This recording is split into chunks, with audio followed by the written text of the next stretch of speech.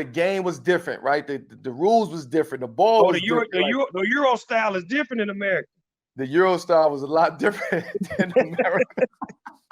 That's the first time y'all seen that Euro step too, huh? Absolutely. Today on the Eurostepping, very honored to have a good coaching friend of mine, Coach Chris Crevelone. Chris, how you doing, my man? Good. How are you, Dan? I'm good. Thanks for joining me, man. Been wanting to get you on here for a while. Glad to finally get you in the booth, so to speak. I'm excited. Just really briefly, I know you was you did high school over in Arizona for a bit, and you went to Texas, and was with a couple of programs and GCU, and now you're at Bakersfield. So just tell us a little bit about your coaching background. Yeah, you kind of said it. I coached a few years of high school. Two of them were in Colorado. I went to school in Colorado, finished there, and when I was done, I coached 2 years of high school in Colorado. And then when I finished college, I left and went back to my hometown of Tucson and coached 1 year of high school there at Ironwood Ridge High School up in the north side of Tucson, and did that for 1 year, and really enjoyed it. The varsity team won a state championship. I was an assistant to the varsity. Worked for a really good coach, Brian Peabody, who's now the head coach at Pima Community College in Tucson. Stay in touch with him quite a bit, but worked for him for 1 year, and then got an opportunity to be a volunteer assistant coach over at St. Edward's University in Austin, Texas. Did that for 1 year. Worked for a guy named Ryan Marks. He's another really tremendous basketball coach. He's now the head coach at St. Francis in Joliet, Illinois, an NAIA school in Illinois. Worked for him for 1 year at St. Edward's. And then I was really fortunate to get on as another year as a volunteer at the University of Texas, and did that for 1 year as a volunteer. And then my next 3 years, I got on as a grad assistant, and then finally as a video coordinator. So I did that, spent 4 years at the University of Texas. Had a really good opportunity there to learn from, obviously, Rick Barnes, who's now the head coach at Tennessee. In my opinion, a Hall of Fame coach, and really good person. Was around really good staffs, really good coaching staffs, really good players, and then left there to be my first time assistant coach at Grand Canyon University in Phoenix. We were a upstart Division I school. Was there for the first 4 years of their transition from Division II to Division I. Completed the transition, so I was there for a total of 7 years, and then now this is in my second year now at Cal State Bakersfield with Rod Barnes. So now I'm probably the only guy in the country to ever work for Rick Barnes and Rod Barnes, and so here I am, and we're in California and really like it. Coach Barnes, Rod Barnes, is probably one of the most underrated coaches in the nation. Just a unbelievable coach, unbelievable person, really good staff, and a really good situation here in Bakersfield that we have a really good chance. We're in a new conference, and we're trying to get things underway now, but we're stuck a little bit because of COVID, but we'll get out of that, and we'll get to it here pretty soon. Nice, man. Hey, that's a quite storied lineage, coming from high school all the way through, and definitely a description of, working your way up, from high school all the way through. So, yeah, that's great. So you would have seen a lot of different players from all different backgrounds, countries, and, worked with a lot of different individuals. So I think that makes it even more important that we have you on the show today. Why would you recruit international students over domestic? And what's the biggest difference you found?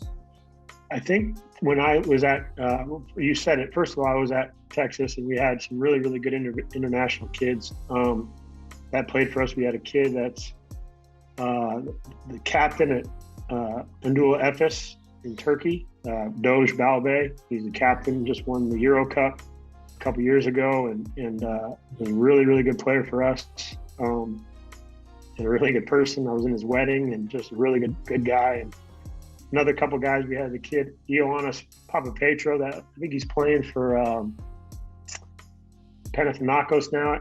I can't remember exactly who he's with now, but he played for us for 1 year and was a really good Greek player, borderline NBA player. And then, there was a couple other guys. We had Lex and other international players at Texas. And then when I left Texas, I got to Grand Canyon, and I mentioned we were transitioning from Division II to Division I, and what entails when you transfer to Division II, Division I, university cannot participate in the NCAA tournament for the first 4 years of that transition period. And so a lot of times American kids at the time kind of would turn their nose up to you a little bit. Even though you're a Division I school, competing Division I schedule, you don't have the opportunity to play in the postseason in the NCAA tournament just because of your transition status. And so because of that, we resorted by default to recruiting a little bit more international kids. A lot of international kids just want the opportunity to play Division I, and not knowing, the whole transition process, and just wanted the opportunity, which all we wanted to do was just get good players and coach our guys and get better and get ready for the opportunity to get to the Division I full eligibility level. So we had to kind of resort to recruiting overseas a little bit. We kind of started initially in Australia. We had recruited a couple really good players out of Australia that were really good for us in our time at Grand Canyon. And then slowly kind of over the years, just kept plugging away and starting recruiting in Europe, and it worked out, really kind of paid off for us in the end. We ended up having some really good players. And because of that, built some really good relationships and met some people over there that just kind of continue to help and stay in touch with them. And there's obviously really good players all over the world. So that was a big thing that we kind of by default fell onto, and then just kind of kept going with it. Okay, yeah. I mean, I think it's a market that, once upon a time, I don't think it was that well known and tapped into. Obviously now social media and, videos popping up all the time, but I do think that, there's talent globally, and if you can get to it, in some cases, I feel like the international student, like you said, the domestic kids didn't really want to come to a school that couldn't play in the postseason, whereas international kids are like, hey man, I just want to stab at it, I just want to go. So I think that's a big reason why some programs, benefit more from recruiting international students. Yeah, there's no question about that. In your personal experience, what country have you recruited from the most? Good question. I think, when we first started the Australia thing, went down there. One of my younger brothers played professionally in Australia for a while, so I would go visit him, and then a couple of my teammates from college were Australian. So I had spent a lot of earlier time when I was first got the assistant job in Australia recruiting them there. But Australia, because of its English speaking and there's a lot of schools, it's a lot easier to recruit Australian kids, not from the standpoint of like the language is easy, right? Like they all speak English and there's a lot more familiarity with the game. And so anyway, I think that sometimes that becomes a little easier. Like it's a lot harder to go over to a country where they don't speak no English and there's a language barrier. You got to translate transcripts and all kinds of different things, make it a little bit more difficult. But again, I think that for us, it was initially Australia. And then I think lately, we had an Italian player. I think you had him on the podcast, Alessandro. Yeah, Alessandro. Lever. He was on our team at Grand Canyon, so he's Italian. And we have another Italian kid on our team here at Cal State. And so Italy has been good, and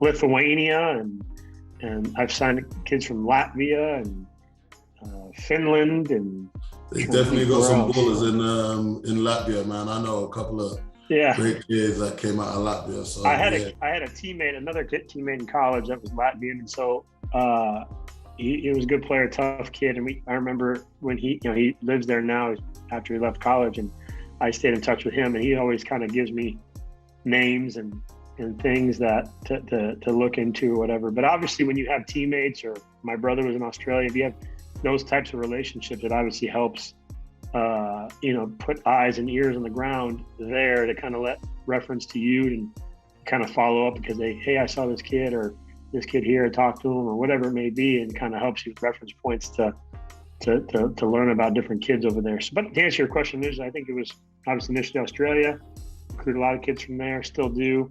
And then obviously Italy, and then, I haven't really recruited anybody yet. I have recruited a couple guys. I haven't signed any kids that have come from your neck of the woods yet, but we got some. I'm keen to. I'm keen to do that. So no, but yeah, I think to answer your question, probably Australia and Italy would be two probably main ones right now. The only difference I'd say, without getting into too much detail, I think the only difference between Australia and England is probably the weather. And I could understand why you'd recruit more in Australia, the weather being how it is. So I've been this. I've been there now a handful of times, and every time I've never seen the sun since I've been there. It's always just cannot see any sunlight. But the food's good. There's some good food, some fish and chips, and I do enjoy going there. I've been there a handful of times now, and every time I go, I like it. Okay, cool. Well, let me know next time. Let me know in advance. I'll see if I can sort out the weather for you. You know what I mean? Yeah, for sure. Yeah, give me some time frames where I can see the sun. Can you explain the process of recruiting a player from start to finish? If you're talking about international kids, how you get the lead from a friend or your brother or whoever, and what happens from there? I think a big part of what I've done or what we've done is trying to identify kids as young as you can, whether it's 15, 16, 17, whatever it is, whether it's through European championships or world championship competitions that the NCAA allows us to attend now, identifying them when they're younger, and then trying to navigate whether or not those certain kids that you've evaluated that you like or whatever, if they're interested in even coming to college. A lot of kids, depending on their level and status, they have no interest in coming over to the States. Some of them do, some of them don't. And so you just have to try to, as early as you can, identify which ones do and which ones don't, whether it's through their parents or, friends or just any kind of advisors that they have or whoever it is, scouts or whoever it may be, or just ask them straight up if they have interest in it. If they do, you kind of dig in like you do with any other recruit, right? You just start to build a relationship with them and their families and talk about your school and talk about your situation, and you just kind of go from there. And then obviously you're not going to see them as much. You're going to probably once or twice a year, go and watch them or just stream a lot of stuff maybe online. And then, just always talking to them, texting and FaceTiming, whatever it is, just checking in on guys and then just trying to build those relationships. And then when it's time for them to make those decisions, you just hopefully that you've done enough work, enough legwork in it to where they're excited about joining and jumping on board. I think the biggest thing again is like being on them younger, and it starts off by identifying kids through either the FIBAs or you go over there. Sometimes you don't go for the FIBAs. You go over there for a week at a time, and you might jump around several different countries or several different spots that you have an idea where kids are at that do have interest, and you go watch them and then you evaluate them and kind of go from there. But then a lot of it, because you do it for some time, you figure out maybe there's scouts over there that are helping and different people that kind of put you in touch with the right guys, and you kind of put pieces together and just recruit just like you would recruit an American kid. You're just doing it a little bit further away, right? A little bit further removed, but a lot of it's the same. Just again, it just boils down to relationships and then the fit. The fit, I think, is obviously for both the university and the kid and the coaches, like the type of kid. What are you trying to get out of it? What do what does the kid want out of it? What does the parents want out of it? And just trying to identify what those things are early on. That way, you're going in the right direction. With the fact that you don't get to see them very often, and I guess, video, I tell all my players that I coach, I've never seen a highlight tape where a guy misses a shot, right? Everyone's 100% from the field. So how do you, especially coming from a college standpoint, from a team, how do you ensure that it fits? Yeah. How do you, what do you do for it's the right fit? I think it's just, whether you're sending a highlight as an American kid or a international kid, I don't think a lot of coaches put a lot of weight into highlights. I think highlights are good to maybe try to grab somebody's attention initially, but like you just said, like anybody can make a highlight. I can make a highlight right now in my driveway, clip it up and make it look like I'm pretty good, like I think that can get mistaken a little bit. I think you can, and I think a lot of coaches, I don't know, I can't speak a lot of coaches. I just know for me, if I see a highlight and it kind of draws interest, I might, reach out to a friend over there and ask him, hey, you've seen this kid or whatever, and then just kind of go from there. But usually it's not going to work. Usually for me, I'm going to identify a kid, in a large setting, like a FIBA championship or some kind of tournament, or a word of mouth from a friend, and then follow up accordingly. Like, there's going to be rare times that I'm going to get an email or a video from somebody sent to me that it's going to pan out to be somebody that because there's going to be so many of those that are happening all the time. And I mean, I'm not saying it can't happen, but I feel like I'm going to do the best I can to identify as many kids as I can, know what we're looking for at the same time too. We might not, it might be an email or a video of a guard. Somebody says, we're not recruiting a guard. You know what I mean? So it goes back to what I said earlier. The fit is what it all boils down to. If it's not what the fit is, then you're not looking for that. You're not trying to identify. Now, if there's a good player and he might be under the radar and somebody sends you something and it's a highlight, and then you dig in further and ask for them to send you a full game, and then things can escalate from that. For sure, that could happen. But I think for me, the success that I've had is just through identifying them in a tournament setting, watching them as they're younger, watching their progression, finding out if they're interested in coming to the States, first of all, and then just kind of informing them of the process and kind of going down the road that way, more than probably sending off a highlight or a video. Okay. And so you just spoke about, from your side of things, of what you do in your process, there is some merit, but not a lot of merit to the highlight tapes. So what about, if we've got a player from Estonia, let's say he's like, 6'8", and he's working really well, and he's like, hey, I want to get to the States. He might have proactive parents. Like, what is the best thing for them to do to get your attention?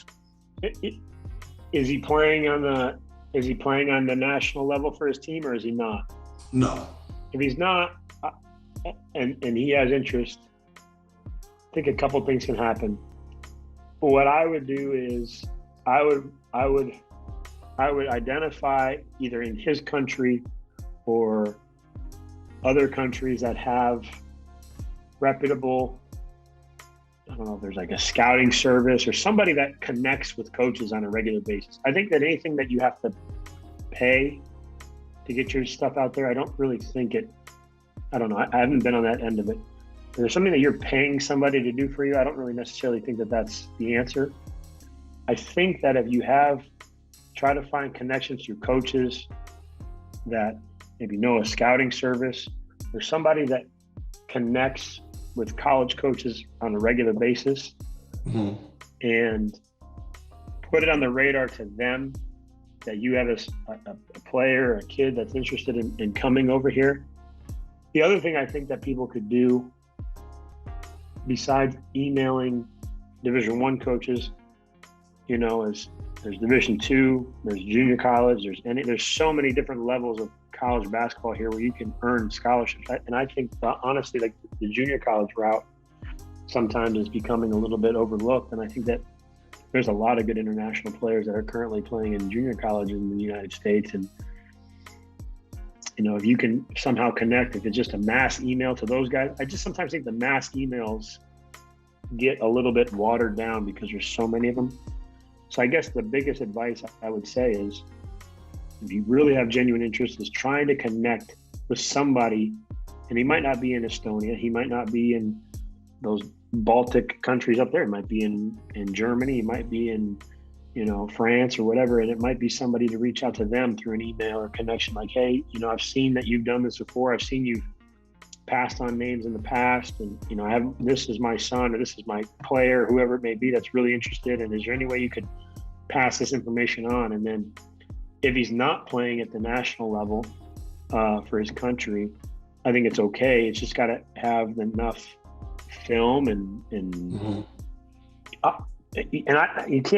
you can't lie. I mean, you got to be a good player, right? Like it's what it is. Like it's either you can play or you can't play. And if you can play and you're just not getting the looks or whatever it may be. Now, if it's a situation where you're trying to find maybe a high school and trying to come over here earlier on, I think there's opportunity for that. I'm not too sure about that. I mean, you would know a lot better than me on that, like how to get kids into high school over here, but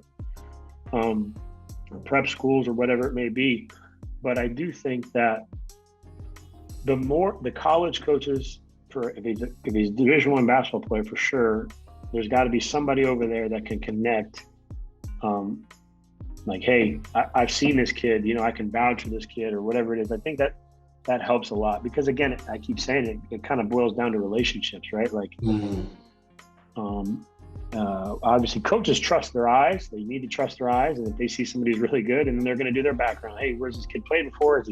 Why is he not playing for the national team? Is there a reason why? Is it somebody made a mistake, or is there a political thing going on here or whatever? There's all kinds of things I think there can be.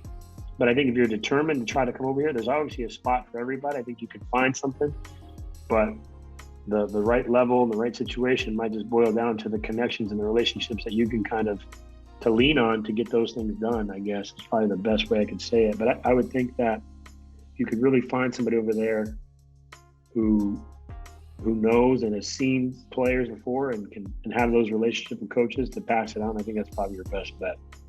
Like a handler sort of thing, Yeah, I think handler is kind of a weird term because it's like I don't know, like a coach or like for example, I don't want to name drop, but like sometimes there's some of these countries have like academies or whatever. Like they'll have like a national academy that, and he might not be involved. Like there's an academy in Finland, right? Like, and the kid might not play at the academy for whatever reason, but like at least those coaches at the academy should probably know about that kid because he's in his country, and then there could be a reference point. Oh, yeah, I've seen a kid, and he's this or he's that, or it's about relationships, man. It's about the relationships that you have, and if you can play, and people know who you are, and they can vouch for you, and they can recommend you, or whatever it may be, or and you don't. Again, I don't think you have to play for the national team. I don't think you have to. That has to be the case, but I do think that obviously that helps because it's can kind of give coaches a reference point. But I do think that if there's somebody that knows you or reference you or has a relationship with you, I think it's going to obviously do you more help, Yeah, I think so too. And you got to mention something. I don't know why I didn't think of it before, but I guess the demographic I was kind of asking the question for was the 18-year-olds. But yeah, if they're 17, 16, even younger, then why not try and get them out earlier? You know what I mean? Rather than trying to stay in your home country and make it a harder ordeal. If they come over a little bit earlier, prep school, high school, whatever, then it makes that transition a little bit smoother because now you're in the States and coaches can travel and see you, and there's a lot more word of mouth in America obviously than in some of those other countries. So I think that's a great point, and it goes both ways as far as like how there's definitely no right way to do it. There's definitely no one way to do it. I think that I think there's multiple ways it could be done. I think as long as you're playing, you're improving, you're getting better, you're in a situation where you can improve and coaches are helping you get better and you can get film out, you can get stats out, you can get stuff done and put it out there. That's whether it's in the States, whether it's overseas, or wherever it may be, as long as that's happening. Now, if you're in a situation, a lot of kids will come over here and they put in a situation where it's a prep school and they're not in the best living conditions and they're not eating, and you hear all kinds of horror stories all the time with kids coming over here and it's not what they thought it was going to be.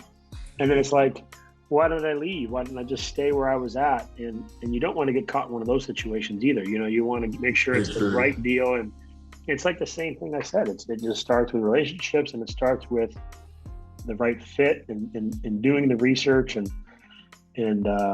really kind of, you know, has there been another kid that followed that path? Are these people committed to recruiting international kids, or is it something they just wanted to do it on a 1 out of 4 year whim? Like, is it something that they're committed to doing consistently? And I think that's with anybody, with anything, but I think if there's some precedence there and kids have followed that path before, I think that obviously helps. But I think it really boils down to relationships and getting kids that understand like it's been done before, or understanding the process of how it all goes. Yeah, exactly. I agree. Okay, so we've got our recruit. You know, we picked him up from Switzerland, let's say. What should a freshman expect coming into a program? You know, what's from playing time to meals to, like, what should a freshman expect? It's going to be really hard. It's going to be really challenging. It's going to be a language barrier. It's going to be a food thing. It's going to be a cultural thing. It's going to be a social thing. It's going to be a big change. You know, it's going to be coming from a situation likely where you played a lot versus maybe a situation where you're not going to play at all, right? Initially as a freshman or whatever it may be. Like, it's going to be challenging. It's going to be away from home. It's going to be, like I said, it's going to be language. It's going to be a lot of different things. But I do think, again, keep going back to it, if the relationships are genuine and there's a commitment to your success, you just got to stick with it and you just got to get through it. I think that first year, kids sometimes will hit that initial wall of being like, where am I? What am I doing? I heard so many stories of even teammates that I had, like, they come over and they're just like, what am I doing? And then they kind of fight through it and they push through it. And then, you know, on the other side of it, they come out a better person and just more mature and things like that. And again, I think that you know, kids got to know it's going to be really difficult. I mean, Division I college basketball at any level, whether it's, you want to say low major, mid major, high major, whatever it may be, it's really, really hard. You know, we give 13 scholarships to everybody, you know, and every school gives 13 scholarships too. So we all get the same thing. We're all trying to give the best players we can, and we're competing for it every single day. And I think the one thing that college basketball, unlike maybe professional basketball too, but like college basketball is really about toughness, like being able to come over and compete. Practices are hard, it's physical, it's demanding on your body, you know, then you're obviously also balancing the academic portion of it, which is really challenging. You're balancing the fact that odd international kids, the reason why for me, I recruit overseas is a lot of these kids have been doing this already at such a young age, 14, 15 years old. They move away from their homes, they go to these clubs, maybe even out of country, and they're doing that already, right? So they're already used to it. So I think there's an advantage recruiting international kids because they come over here and they're already kind of used to it. If it's a kid that hasn't done that from overseas and hasn't played for a club and is not really kind of out of their comfort zone early on at an early age, then coming here can be really, really challenging. But for the most part, it seems like because European kids don't have the same high school system where they play and stuff like that, usually there's a lot more familiarity with already being away from home, or generally, obviously that's kind of speaking generally, that's my experience. I do think that the academic portion and studying and eating and study hall and training room and film room and practice and then doing it every single day all over again, you know, people talk about it all the time, it's really difficult. And it's an adjustment for sure. Now, and this isn't down on the list of questions, but you brought it up, especially there's been a change over the last 2 years because of the COVID situation. But you talk about kids that have already matured somewhat and gone to different clubs and had the experience of being away from home and all the rest of it. Now, has that changed in the recruitment world also because of the transfer wire, the transfer for college? So now instead of getting a 4-year kid, you might get a 2-year kid now because he's already been away from home and he's more mature and, you know. I think and I can really only speak on our situation here. We talk about it a lot. Is I think that it's completely changed. The whole recruiting paradigm has shifted. Like, you know, it used to be kind of like you'd build your, you know, recruit maybe some young guys, mix some guys in, and kind of just stack your classes and try to stack, you know, hey, I got this many juniors, this many seniors, this many sophomores, this many freshmen. And every year you're kind of just reloading and you're just kind of trying to build. I don't really think that I think it does exist, but I think it's harder for that to exist now. And the reason why I think it's harder for that to exist now is because of the immediate transfer eligibility rule that the NCAA had passed this last year and now, which makes kids, instead of having a year of residency and transferring, where they have to sit out a year of redshirting, it's no longer. They're eligible to transfer right away, assuming they meet all the requirements academically. There's some requirements academic in order for that to happen, but because of that, you're going to be able to go get kids that can come and play right away, that have already practiced, played, whatever it may be in that college setting, and you can go get them. And then likewise, those same kids that you just recruited can leave your program just as easily, right? So, yeah.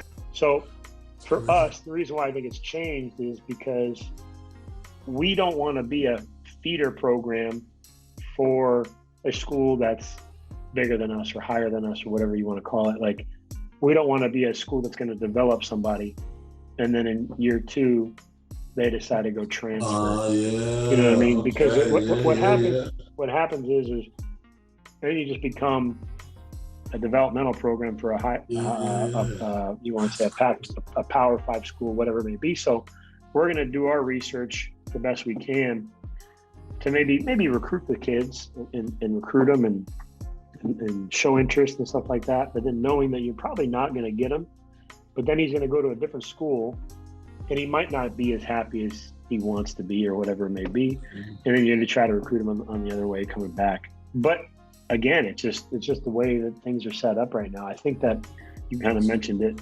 The older that you can be, for us, again, I can't speak for every school in the country, but the older that you can be, the better off it is going to be for us. We want our team to be older. Now, we want to find good players, and we're not going to turn down a good player who's younger. But knowing that the kid has the ability to transfer, we really don't want to take the chance on taking a kid that's going to be there for 1 year or 2 years or whatever and then leave. And then we got to put all that time in developing him and then he's gone because the player knows that he can leave without sitting out for a year in red shirt, you know? That's crazy thing. You know, I didn't even, think of it the other, I'm thinking of it from a player standpoint, but yeah, from a program standpoint, hey, yeah, you developed me and hey, yeah, I just wanted to get to a D1 school, get my stats up pretty much, and off I go. Like, yeah, that's oof. Yeah, it's a tough deal. We're not gonna put ourselves in that boat. So now we recruit them, build a relationship with them, and then when they go to wherever they go and they aren't happy or whatever it is, then we'll be there ready for them to come back, and we'll be ready with open arms. Hopefully, assuming we have the scholarship available in the first place, but. Yeah, it's a tricky deal. I think when they made the rule, I think they did it in order to help kids, because you see a lot of kids have to sit out for a year, and then the argument a lot of times is, well, coaches can leave and go and come and do all this stuff, and these players have to be stuck in the year redshirting, and so let's give them a 1 year automatically, a one-time automatic transfer without the sitting out. And so, which I understand. I think the hard part about it is it almost. It hurts some kids because that transfer portal now becomes a little bit more attractive to colleges recruiting, because couple things. I can go try to recruit a kid out of the transfer portal. If I know the background and everything else checks off, that's already been in the college basketball practice. He's already been to study hall. He's already been to classes. He's already been to the training room. He's already been to weights. He's done those things at this level versus a freshman, incoming freshman who hasn't done any of those things. But at the same time, like, maybe there's a reason why the kid's in the transfer portal. Maybe he's not the best fit anyway. You know, you don't really know. I think you just kind of have to do the research. It's definitely a gamble. So, but at the same time, I say, okay, well, I don't want to do that. I'm going to look at the freshman, and I'm going to teach him, and I'm going to make him the way we want to make him. And then he does that, and then a year from now, he's like, you know what? I want to go play over here. And it's just like, it's tough. You know, it's a kind of a catch-22 a little bit. So there's definitely one thing I can tell you, there's definitely no exact science to it. There's no perfect way to do it. There's no right answer to do it. And there's definitely, it's definitely as fluid as it can be. It's always changing. It's changing day by day. It's changing by your current roster, by the kids that you have signed, by the kids you have committed, by the kids that are going to graduate, by the kids that you might think that might transfer, it's just changes. It changes day by day. You know, it changes by injuries. It changes by, you know, it can change by anything. So it's just always recruiting. You're always working. You're always talking to people in order to figure out, you know, what the best move is. And there's no right answer to that, you know.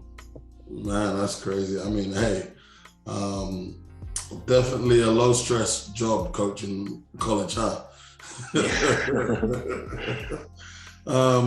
So real quick, so there seems to be I guess being around it more, I don't hear it as much, but I do know when I was back in England and over in Europe, there was a stigma about going to JUCO. Players don't want to go to junior college. You know, they think it's low-level basketball, or they don't think it's productive. What would you say to a prospect that has an opportunity to go to junior college but thinks it's beneath them? I think junior college, my personal analysis of it is, I personally think, I've never really been a JUCO guy personally. I never really, but now moving forward, I think that junior college is going to get better and better and better and better. In my personal opinion, I could be completely wrong. I have no idea, but I think the way it trends is kids out of high school or international kids are going to rely more on junior college now than ever before, in my opinion. Because I think you have this situation, there's a lot of junior college situations out there that are good, that are good situations, and they give you scholarships as a chance to earn an associate's degree, get college credits, develop, get older. Like I said it earlier, that, you know, we want older kids. Well, going to junior college gets you pretty old. Like, you get older, right? You get 2 years older. So you come out of high school at 19, you get out of junior college at 21 years old, you know, or 20 years old, or whatever it is. So it's an opportunity to get older. It's an opportunity to play against older players. There's really good coaches in junior college, and yeah, I think it's going to keep getting better and better. I really do. I think it's kind of the new, you know. And I think the other thing is Division I players, if they don't get picked up in the portal from another Division I school, I think junior college is going to pick them up. So now you're going to be playing with a kid that just played at that level on your team. I mean, that's a good experience, you know, if it's the right. Again, it's going to boil down to the right fit for that individual player. But I personally think junior college basketball across the country will get better. And I strongly encourage kids, not only international kids, but even American kids, to look into that route, you know? Yeah, and yeah, quite rightly, you know, as we just spoke about the transfer portal, and it being, I would say there'd be a backlog almost, so to speak, you know, from getting scholarships and getting guys in places. You know, these junior colleges are great, as you said, to give them experience, get them older, get them somewhat accustomed to college classes. And, you know, it's like that prerequisite to playing, you know, actual, you know, D1, D2 ball. So, yeah, I think it's definitely not situation to be sniffed at. You know what I mean? No, I don't think so. I think it's some really good opportunities. Again, it boils down to fit. Talked about it. Is it the right? Have they had success with it before? You know, you got to do all your research on it. But I don't think that it's something to stick your nose up to at all. I think it's a really good opportunity. Scholarship, right? Yeah. Free money is free money last time I checked, so I can't grumble. And then, you know, as a recruiter as well, what's your views on junior college versus prep school versus academies? Like, where would you source the better talent? Is there, you know, better talent in one of those levels? Yeah, I think, I think it boils down to there's good players everywhere. I think that the advantage to the junior college thing is just you're a year or two older. You're just older. You're just playing against older players. You're playing against college basketball players. I think that there has a lot more merit to that. I do think there's really good players at prep school. I think there's some academies around the country that are really good, that do a good job, but sometimes that there's so many of these, so many prep schools that kind of pop up here and there all over the country that are good, and then there's some of them that aren't as good. So you don't really know. You don't know what you're kind of getting sometimes in some of those prep schools.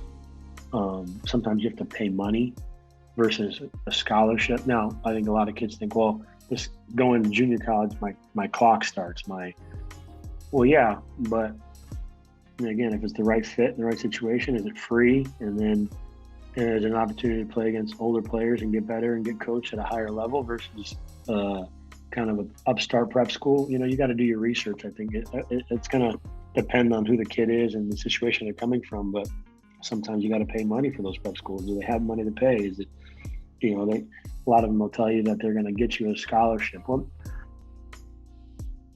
you know, I don't know. I mean, nobody can get you a scholarship. The only way to get you a scholarship is a university. Nobody can convince a school. Now, if you're a good player, then there's going to be a lot of scholarship offers or multiple scholarship offers, but nobody can get you a scholarship, I don't think. I mean, I've never ran a prep school or anything like that. I know a lot of really good coaches and got really good prep school guys that do a really good job with their kids, and they take care of them, and they, you know, do a tremendous job. I know a lot of guys, but the idea of somebody's going to get you a scholarship is, I don't really know. Like I said, I've never been there. I do know that there's some guys that can coach them and they put them in great situations to compete and get seen, and getting the scholarship part is kind of on the kid. You know, they got to do their job and play, you know. I think there's the other side to it too. As much as it is, and I guess that's going to be the theme for this show, but you know, the fit, you know, you like a kid, you think he plays well or well enough, and you talk to him and he's got the personality of a log, you know what I mean? You're not really gonna, you know, okay, yeah, well, I don't think we're gonna offer him a scholarship unless he's top 100 in the country or, you know, something like that. You know, if he's got no personality, he doesn't, you know, seem enthusiastic about being a part of your program or, you know, seem that interested. I think those are the kids that you end up passing on anyway, because there's going to be another kid, similar talent, who's going to be a better fit chemistry-wise to the program. I mean, I think that's definitely a no-brainer. I think that there's a lot of really good players out there, but what are the separators? What are the separators? And I think you definitely talked about it. I think that, you know, higher character and good quality of kid is what you want to try to fill yourself, put around your team. Definitely, yeah. You don't want to be, you know, there's a lot of good players out there, and that's the same for every level, right? There's a lot of good players that can play. There's a lot of good players that probably can play in the NBA, but there's obviously a separator, the reason why they're not. You know, I think that, yeah, you want to try to do the best you can in putting good kids and around your teammates, you know, around their teammates, and building it like that for sure, because there's a lot of stuff that relies on chemistry. There's a lot of success relies on a lot more than just talent, right? Like we all know that as coaches. How easy or how hard is it for an international student to integrate into a program? Like what do you guys, you know, say at Bakersfield, what do you guys do with your international kids to make them feel a part of, you know, the team and the school community? good question. I think we do a good job. I think our kid now that we have loves it. And, he's kind of fallen right into it in a situation where he's got good teammates who kind of embrace him. And we do a good job of, including them and maybe inviting them over to have dinner here and there and trying to make sure they're spending time together. But I think it's just with any other teammate, right? You're going to gel with certain guys better than others. And you just hope that you put a good group out there that'll gel on the court. But I do think that, initially you could try to maybe invite them over and, have them over to the house and make them feel as comfortable as you can being away from their home, maybe holidays and special times where they're, away from their family, that like Christmas and things like that. If you want to have them over and make them feel a part of it, I think you can do stuff like that, to make them feel welcome. But we're going to do it every day. It's not going to be just like a one. It's going to be an everyday of continue to build those relationships and helping them get better, whether it's watching film with them, whether it's working out with them, whether it's just having a conversation with them or whatever it may be, to just continually make them feel like they're part of the team and their teammates should be doing the same thing, but we're going to do that every single day. It's going to be an everyday deal where we're going to spend time. I think when you spend time with people, they know you care about them and they know that you want to see what's best for them kind of come about. I think that's definitely really important. And, I know the holidays in particular, at my high school here, the holidays in particular where everyone's got their customs, right? Everyone's got their traditions. And, when they're away from those traditions, I think that's when the homesickness really kicks in. You really got to reach out and hold on to them and let them know that, hey, even though you're not having your own tradition, you're a part of our tradition now, and make them feel loved and wanted. So yeah, definitely a big thing there. What's typically covered in a D1 scholarship? Everything's covered. Everything is paid for. Food, housing, books, meals. It depends, I guess, meals, because if you're off campus, we'll write you a check. The university will write you a check. You get the money that would cover meals that would be on campus. If you're on campus, you get usually a meal card that kind of, 3-4 meals a day, whatever it is. And then obviously during the season, we're feeding the guys once, twice, 3 times a day, depending on if it's a game day and things like that, if we're traveling or we're, getting money for per diem from the airports and things like that. So pretty much everything is covered. Flights? Flights, a little bit different. Flights can be, in certain situations, I think where there's emergency situations, or sometimes there's waivers that you can apply for if there's a hardship on an initial flight, or maybe to go home for a holiday because of, maybe you guys end the road trip in somewhere else, and then instead of flying the kid home, they can flying back to the university, they can fly back to there. There's different rules you can do. It just depends, but not like you can't pay for flights regularly, like just to book a flight. It's got to be a certain situation that you'd have to, get compliance to sign off on. But there are situations where you can, cover a flight. But again, it's got to be a special situation. But other than that, you're getting your per diem, you're getting meals, you're getting usually some extra money on the side. I mean, our situation here is we have an apartment complex across the street from the university, really nice. And we put all our guys there, and they all have roommates. They have their own room, their own bathroom, and then, their own setup there where they share with a teammate. And then because of that, they live off campus. We're able to write them a check. The university writes them a check that just covers all their expenses, and then whatever's left over is their money. You know what I mean? So I think it just depends on the university, but a Division I scholarship includes room, books, board, fees, and tuition, generally speaking, Okay. I mean, hey, if you need someone that's slightly past his prime, coach, let me know, man. I can come in and grab a rebound if you need, if that's the deal that you guys are handing out. You think you could? I mean, a couple rebounds, at least 3. Man, these young boys, got some endurance. I'd have to work on that, but I'm there for you if you need me. I'll talk to coach about it. Hey, I play as Appliance Center if you need one. All right, those are becoming more rare. I think that's a pretty good find, to be honest. If I go back to coach right now and talk about this point center I just got, I think it'd be a good selling point, because you don't find a lot of those anymore. I'm telling you, same height as a point guard, built like a center. I'm your man, trust me. Kind of like Nikola Jokic, right? That he saw that pass he made the other day. He is something special, I tell you. So that's kind of what you're saying. You're like a little bit like that. Yeah, just not 7 feet. Just bring it down a couple feet. Maybe a foot, but I'm right there, right on the edge. Sounds like a really good situation. Sounds like a good deal. Yeah. Last season we spoke to some players and coaches about coaches promising court time. When you recruit these kids, everyone wants to play, everyone wants to get minutes and all the rest of it. And then when they get to the program, it doesn't pan out that way. Can you speak to that? Have you, ever said to a kid, hey, look, I'm going to play you 25 minutes. And then he's come to the program and then, he's been riding the pine. I can't really speak on that much. I can't really, I don't know. I've never really heard too many situations like that where coaches guaranteed anybody minutes. I think everybody's got to compete, right? Like,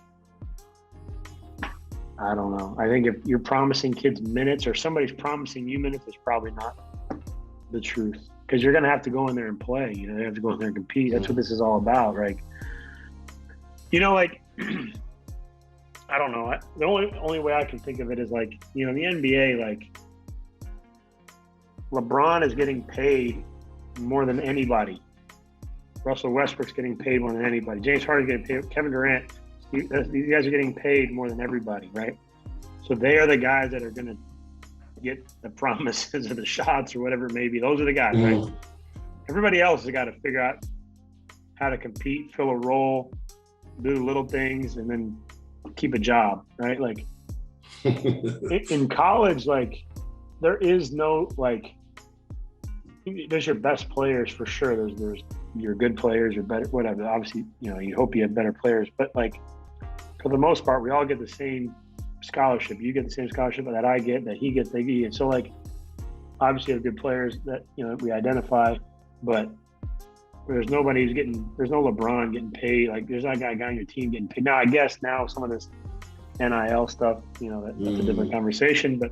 But I do think that for the most part, like you got to come in there, you got to compete with the guy that's getting a scholarship right next to you, and then the guy that's getting next scholarship, you got to go in there and earn it. There's anybody that's telling you. It's almost like the same thing as before. There's somebody telling you that they're going to get you a scholarship. It's almost like the same thing. Like somebody's telling you, yeah, you're going to start and play this many minutes. But what happens if you go there and you're not one of the best players? They're going to just do that and lose. And I don't know. I don't know. That just seems to me like it doesn't really work out.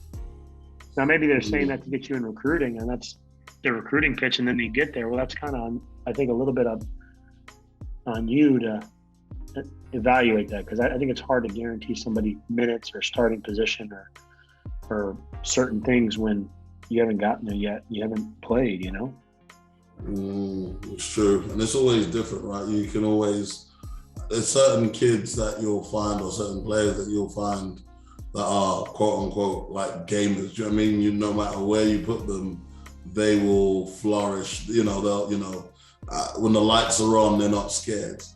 And then there's some kids, or a lot of them, A, there's an adjustment period, and B, it's like, oh my God, I didn't expect, I had no idea that college was going to be this physical or this at this pace or whatever. So yeah, I think any coach that promises starting roles or minutes, I think anyone, that hears that needs to take it with a pinch of salt. Yeah, I think you got to just make sure you understand that that could end up not happening, right? Like just be aware of that. Now, if you want to go with that and bet on yourself and do all that, that's great. But just know that it definitely could not happen, you know. And if that's what you're going to base your decision on, then that might be something to rethink, because are you going to like it, that place, if you aren't getting the promises that they guaranteed you? If you're going to be happy there no matter what, then that's a great place. But if you're going to go somewhere based on something like that, that might be tough, because if you don't get it, you're going to be living there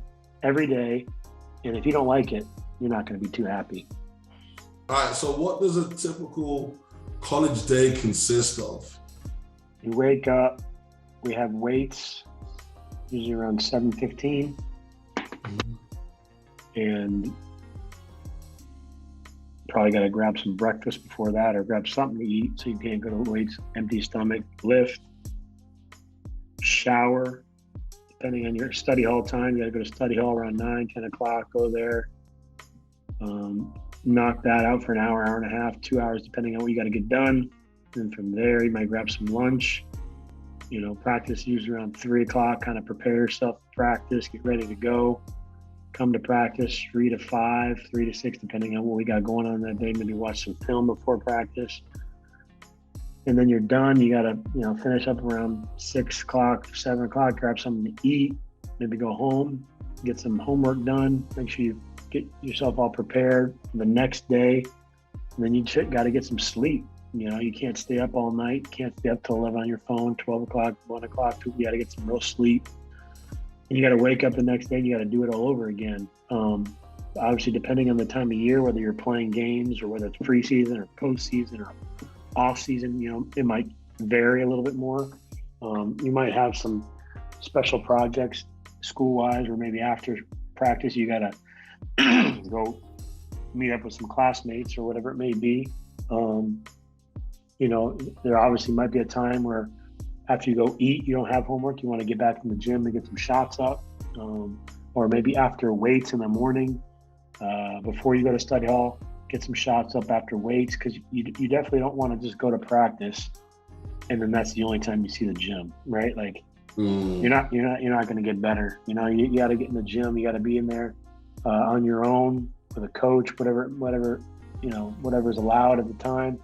But you got to get back in the gym and work on things and spend extra time watching film. And like I said before, you got to be getting the rest necessary. You got to get recovery. I didn't even mention, like, you might get, after practice, you got to go to the training room, right, for an hour and rehab on something, or before practice. So yeah, it's really, really difficult. It's really difficult to balance that. You got to get the rest, you got to get the nutrition, the hydration, the training, the lifting, the recovery, all those things you got to do with classes and stuff like that. And then you got to play games, and then you got to do it every single day. You can't do it one day, you can't do it 2 days, you can't do it 3 days. It's got to be every single day, you know. And so I think that definitely it's you know, it's not for everybody. It's definitely not for everybody. It's really difficult, you know. Yeah, I like that last, you know, not for everybody. And my biggest thing in seeing so many kids, you know, me coaching prep a couple of years ago, being in a lot of these academies, now in high school, like, you know, you ask them, what's your aspiration? Oh, play college ball, play D1, play college. And from their behaviors, you know, they're not gonna, you know, they're not gonna, it's not gonna pan out. You know, you say to them, hey, look, we're practicing tomorrow at 6. And then, oh, it's grumbles. And you're like, hey, this is, you know, to get to where you want to be, and you're grumbling about putting in the work to get there, when you get, like, it's never gonna happen for you. Yeah, it's not for everybody. And then that's okay though. Like, there might be, that's on the coaches to figure out, like, is this kid meant for this? Is this kid cut out for this? And then kids can change, kids can make adjustments, and once they get through it and they see it and they've had some success at it, then they get better at it, right? But it's definitely something that it's going to take some grit and some toughness about you to be able to push through when you're tired and do the things that are necessary that you really don't want to do, that you have to do in order to be successful, you know, because it's just really a constant everyday grind. You know, you're not going to always feel healthy. Your legs aren't going to always feel fresh. Something's going to hurt, you know, something's going to be sore, something's going to be nagging, but Are you going to have the toughness and the concentration, the discipline to go to the training room an hour before practice and take care of it before you practice? And then after practice, you got to do what you got to do to treat it. And then, like, on top of that, go to class. On top of that, eat your dinner. On top of that, drink water and sleep. And it just kind of, and you know, there's a lot of fun in that, right? There's a lot of fun in that. There's a lot of fun in the results when you can win and you can put a good product in the court, and you can get better and you see improvement, and that's what pays off, right? But in doing all those things, it takes a lot of effort and a lot of mental toughness to kind of push through, because it's definitely not, like you said, it's not for everybody. It's not easy, you know? I definitely, you know, as I said, and I think the fact that I've become, you know, somebody who's developing these kids, these young guys, you get invested, right? You're like, oh man, I really see the potential in this kid and I want to see him grow and blossom. But then at the same time, you realize that it's their life. It's you know, when they mature or they get to a point and they realize, like, hey, I no longer want to do this, or actually I'm not going to be able to hack it. I'm okay with that now. I'm not thinking, oh man, I wasted my time. It's like, hey, I've helped this young man, young woman realize that, you know, this isn't for them, rather than them just swinging in the dark kind of thing. So I think that's a good process. Yeah, definitely. So what type of playing statuses are there? So I know we spoke about it. Can you talk about, like, the difference from a red shirt, a medical red shirt, and the I think the redshirting thing, redshirting is just an opportunity for, if you have injuries or, you know, if you transfer, you automatically spend 1 year in redshirting. If you injured at some point within the season, you can medical redshirt when there's a certain amount of games that haven't been played. If you're over the amount of games that have, I think it's 30%. If you're over that, or maybe it's 10%, I can't remember it off the top of my head, but over a certain amount of percentage of games that you haven't played and you get hurt, you can redshirt that season. Academic redshirt, I think the academic redshirt is you maybe meet one of the academic requirements, but not all of it, whether it's test score, GPA. University can redshirt you, depending on the university's policy. If you transfer now, the one-time transfer rule, you can immediately transfer as long as you have the right academic requirements. If you decide that you would want to transfer again, you could transfer again, you have to spend the year in redshirt, your residency in redshirt. Redshirting means you usually don't travel. And then there's obviously redshirting with by choice. If the coaches feel like you're not ready to play and it's an agreement amongst your family or whoever it may be, that this is what's best for your development, that can happen also. Usually by choice or by medical or academic are probably the main three ways that you redshirt, I guess. And then in that time, you should be doing everything the exact same as everybody else. You just really aren't playing in games. You know, it's just an opportunity to maybe try to improve your body or focus on part of your game that needs to get better, or get healthy if it's an injury deal. And if it's academic, you're probably focusing on academics more, you know, but it's an opportunity for a kid to not play in games, not use a year of their eligibility, and then also be in school and be enrolled and be in classes and practice. Can you practice while you're obviously not if you're injured, but if you are on academic? Yeah, but academic, I think, I want to say it depends. Like, there's times where you can't. Okay. Like, if you come in as a redshirt, academic redshirt, I believe you have to like earn a certain amount of credits or hours or something like that at a certain GPA sometimes. I think it depends on the university also, but there might be certain requirements you have to meet prior to practicing. Now, you could work out on the side on your own, but maybe with a coach or with a team, you can't. It just depends, I think, on the circumstances. And every university's compliance office and admissions office would be able to help you navigate that, obviously, depending on the individual circumstance. But there's times I'm sure you can. If it's a red shirt by choice, by coach's choice, or player choice. You can practice. If it's medical, probably not, depending on the medical deal. And if it's in redshirting because of transfer rules, you can. Obviously, you just wouldn't be able to play in games, you know? Perfect. How important are academics? The most important part. Without academics, you can't play. If you don't have the right academics, you can't get into school. You're not eligible through the NCAA clearinghouse. You can't, you can't play. If you can't maintain a certain GPA during the semester or during the season, you can't play for the next semester, next, the next year, whatever it may be. So if you lose eligibility, that's a big problem. We have what's called APR. We have to maintain a certain APR so we don't lose scholarships and we don't get penalized. It's a whole other thing we could talk about, but it's something for coaches to keep in mind. But APR is really important. If we lose somebody because of academics, we lose points, and that can mean big consequences down the road. So academics is paramount to what we do. So yeah, you have to maintain your GPAs, and then to get eligible, first of all, in the first place, you got to do it. And then once you get there, you got to maintain it. You got to be really good, because if you fall below it, then even if you're talented, you're not eligible. Doesn't help anybody, right? So you have to pay attention to it. The APR means that if the program is below a certain GPA, or there's an X amount of players that are below a certain GPA, you guys can lose scholarships. Yeah, so it's crazy. Yeah, APR is the academic progress rate. It's basically, we're in charge of keeping it, but you have to have a certain amount of kids maintain eligibility every year.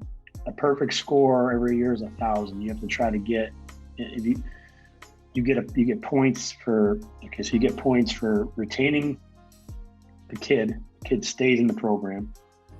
The kid doesn't stay in the program. Does he transfer to a 4-year university?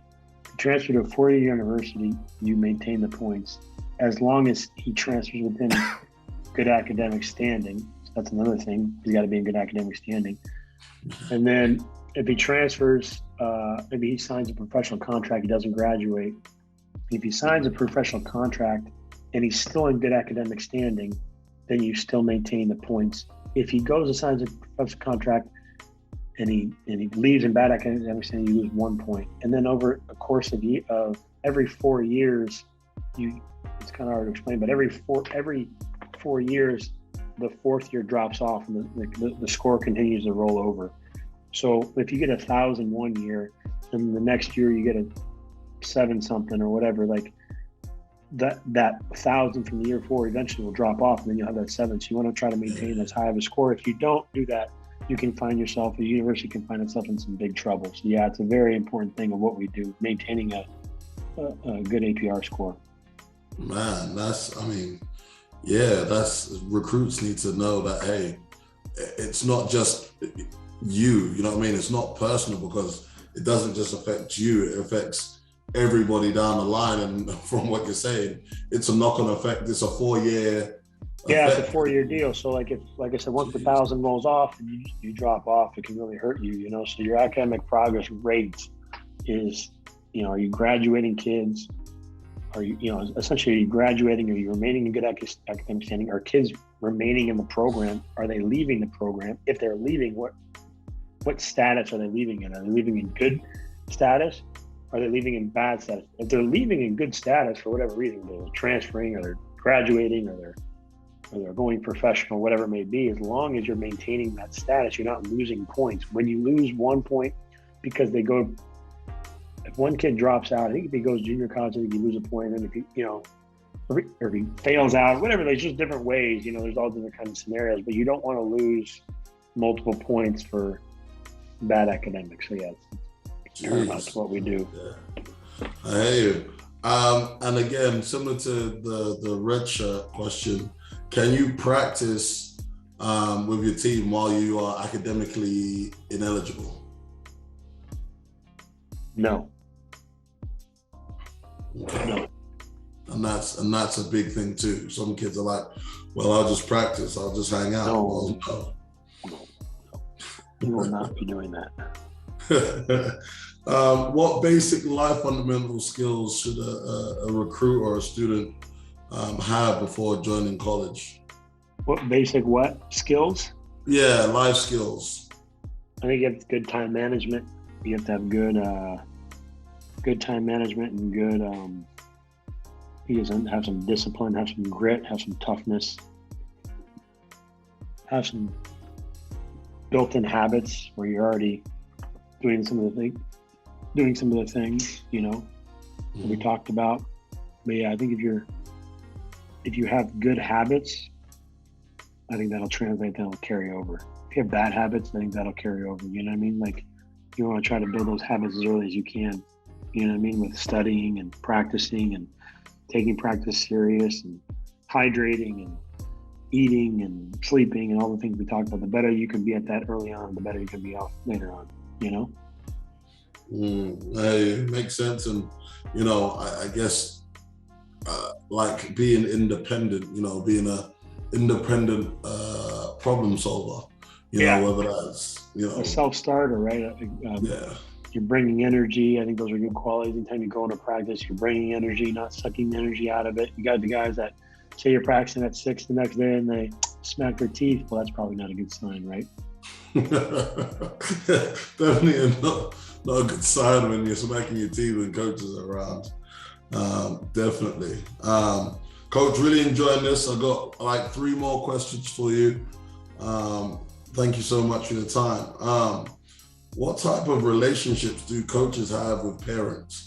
Can a parent call you because, little Johnny is not playing, or, can they call you because, they think he's not eating right? What's the level of relationship you have with I think parents? you definitely have relationships. I think obviously these kids, they come out here and they probably should have a level of accountability to themselves. And assistant coaches, it's their job to take calls from families and parents and make sure everything's going okay. But obviously head coach probably didn't want to hear from them too much. If it comes to playing time, definitely not. There's a lot of things that we're dealing with, head coaches are dealing with. Not the assistant coach, you want to talk about something, that's fine probably, but if it's just, it should be explained to you, this is the way it is, and then this is what this kid's not doing, this is what the kid needs to get better at or whatever, then probably should be dropped and the kid needs to get those things fixed or do what they need to be doing. But I would think from the head coach's standpoint, probably not a lot. Assistant coach, maybe a little bit more. But then, it's on us as a coaches to take things off the head coach's plate and address them and then try to make things better, So I think that we definitely have a relationship with the parents because we recruited them and that's how we probably got the kid. So you definitely want to maintain those good relationships for sure, So could a parent call the assistant coach and be like, hey man, little Johnny hasn't, played the last 2 games, coach. What's going on? Yeah, he's got to get better in practice, he's got to come to practice. That's where he's got to get better. If he gets better in practice, then he'll see himself playing the game. Or, hey, he's just not ready yet. Or, hey, he got hurt and he, sprained his ankle and he's coming back or whatever. Obviously, there could be a million different things. But the parent can call you, but it's got to be understood that there's a lot of different factors. I think that can. But I guess the question is, can they call you? They should be able to call you, and then they should also be willing to understand the answer that has been given back to you, right? What's the reason, right? But I think if it's a constant question, then maybe there wasn't a lot of trust or something was promised that shouldn't have been promised. I don't know. It just depends probably. But a parent should never feel like they cannot call. But nobody wants to be called multiple times telling them they haven't played. Like the coach knows he hasn't played. He has the same stat sheet that the parent has. Right? I don't think there's anything wrong with a parent calling a coach or an assistant or whoever, but I just think you got to be prepared for the answer and take it. And obviously it's on the kid to make the changes because a parent calling a coach isn't going to give the kid more playing time. What I would add, my 2 cents is timing. Timing and approach are the 2 things as well. I think that's very accurate. You don't want to be the first call after a loss or something like that. You want to be smart. You want to be smart about it for sure. I agree. Yeah. You can put your son or daughter in some hot water, if you know. We just came off a lot. We was up 20 at halftime. We lost by 10 at the end of the game. And then, you know, I've got your mum phoning me saying, hey, Donovan didn't play too much, coach. What happened? You know, I think he would have made a difference. You know, practice. Don't do that. Don't do that. Tell Donovan to come to practice the next day. Hard, you know? Yeah. What advice would you give to parents that are concerned for their son or daughter living thousands of miles away? Now, you've got, 3 beautiful children yourself. Imagine you're sending the other way. Let's say, you're sending AJ to England to play. What are the things that you want to think of? I want to make sure I do my research on the front end. And if I do my research on the front end, you got to trust it and let it play out. Trust the situation you put them in. If you put them in a bad situation, that's kind of on you and him, and you should figure that out. Now, if you don't know that and you make a mistake, then you probably got to get through the situation the best you can and then evaluate it when the time comes. But I think when you're in the deal, you probably need to let it play out and let them fight through it and fight through some tough times or whatever it may be, and then evaluate when it's time to. But I think when the kid is in it, you got to let them be in it and let them, again, fight through it and try to make the best of every situation. And then, like I said, when it's time to reevaluate it. But I would say that for my kid, I would say that for any kid, like, you're not going to make any changes in terms, so you gotta figure it out and get through it. I think probably my way of handling it. Nice. I really like that. And understanding that there is going to be adversity, right? Us as adults, that's the nature of it. There's going to be adversity in everything. There's going to be adversity, and that's how you handle it and how you move forward from that. Is how you're going to get better, right? Like, I think that's probably the biggest thing, and I think it's challenging. You're sending your kid far away, but that's why I said you do your research and you trust the coaches and then you put it out there. That's how we all everything's not going to be perfect, right? Everything's not going to always be the way we want it to be, but I think if you're prepared and going with an open mind and good energy, and you're going to get something out of it, whether it's bad or good, you're going to get something out of it, and you're going to learn from that. Going to get an experience for sure. Big question. One of my favorite questions on the show, to finish us off here, dealing with young men, particularly men's basketball. So, dealing with the off-court distractions like drugs, alcohol, sex. What would be your advice to recruits? I think that you can only be good at 2 of 3 things. I think you have basketball, you have academics, and you have social, right? Like, those are the 3 things that kind of compile the college student. You have your academics, you got your basketball, and you got your social. I think you can only be good at 2 of the 3. Like, I don't think you can't be good at 3 of the 3. I think there's just not enough time. There's not enough, if you can be good at academics and good at your social, your basketball is probably going to struggle. If you're good at basketball and your social, your academics going to struggle. You can really only do 2 of the 3 things. And so what is it you're going to sacrifice? What is it you're going to give up? Is it going to be, hey, tonight I'm not going to go to that party because I have to study. Or I'm not going to go to that party because I got to get up for practice in the morning, or I got to get up for weights in the morning, or I got to get some sleep. Or, no, I'm going to go to the party because I don't really care about my sleep, and it's going to be an easy practice tomorrow. Well, you're not going to be good at practice tomorrow. Like, you got your grades all situated, and you're like, I'm going to go to that party. Well, then practice is going to struggle the next day, Or you're going to say, hey, I'm going to go to that party, and I'm going to figure out how to make it work in practice. I'm going to go to that party. Well, then you're probably not going to get your homework done because you didn't go to get your homework done. It's going to be hard for you to do all 3 of those things consistently. Now, can you? You're in college, you should have a good time, you should be able to go do, but you're going to have to make some kind of sacrifice every now and then, because you're not going to be able to balance your social, your academics, and then your athletics stuff all at the same time. It's going to be really hard to do. So you got to give something up. And obviously, if you give up one, it should probably be the social aspect of it, because if you give up the other two, those are the reasons why you're there. So you probably shouldn't give up on those two, because your reason why you're there is because of those two things, academics and athletics, right? So I think that's probably the best way you could probably explain it. 2 of those 3, you can be good at. 3 of 3, a little bit tougher consistently to be good at all 3 of them. You know what I mean? Now, is that saying you can't go do certain things with girls or go out and you have friends? And and obviously you should be able to do those things because it's the time in your life where you should be able to do that. But you just got to have a balance and understanding that I should probably learn to sacrifice at times. And hey, I probably can't do that tonight because X, Y, and Z. But if I got all my things in a row and then tomorrow, I got some time where I can recover, then maybe you can. But it's just got to be the discipline to understand that, and then to be able to balance all those things. Appreciate it. Have you got any stories that you can indulge with us? Guys making bad choices or wrong place, wrong time situations. I have a lot of them, but I don't want to put them out there like that. I think that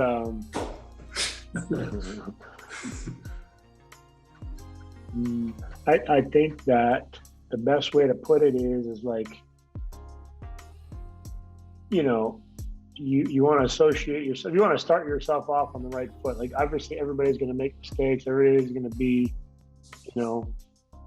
have that social aspect, because that's what you should be doing. You're a college student. But I do think that you have to understand that, like, if you sacrifice those things, it'll pay off. Like, if you're doing it the right way, I think things will pay off for you, because you might sacrifice those things right now, but there's going to be plenty of time with it for you to do those types of things. Like, there's not the time that you have right now to be in college, playing basketball, getting an education for free.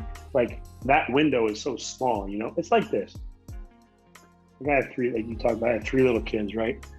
And we talk about it all the time, me and my wife, like, I have a 5-year-old, a 2-year-old, and a 1-year-old, 2 kids in diapers, 2 kids that don't sleep through the night. Like, if you whine about it and complain about it all the time, that you don't get to sleep, or they're always up, or they're always changing the diaper, there's always something going on, like, eventually this is not going to be forever, right? These kids are going to not be babies forever. They're going to grow up, and so like, kind of almost got to embrace it, right? So it's kind of the same thing. Like, you're not always going to be a Division I basketball player. You're not always going to be getting a free education. You're not always going to be able to go to practice every day. You're not going to be able to do these things forever. So it's like, almost just embrace it, because you get to do it. Like, just embrace that you get to raise these kids, and they're going to grow up someday, and they're going to look at you like, what? You know what I mean? Whereas, like, now they look at you as like they want you to pick them up, or they want you to do something with them when because they're their kids. And so I think you got to embrace that, because it's not going to always be like that. Whereas, like, the same thing with basketball, I think, are you going to be putting opportunities to go out and party and have a good time and be in situations maybe you shouldn't be in? Yeah, but I think if you can minimize those and embrace what you're doing, I think it's a great time for you to do that, because it's not going to be there forever. The partying and the socializing, that will literally be there forever, because it's forever for everybody. It's always there, right? You can always do those things. Can you do them in college? Can you do them as a student athlete? Yes. But I think the minimal amounts, the right amounts, the balanced amounts is probably what the best thing is for you, or for a kid to do, if that makes sense.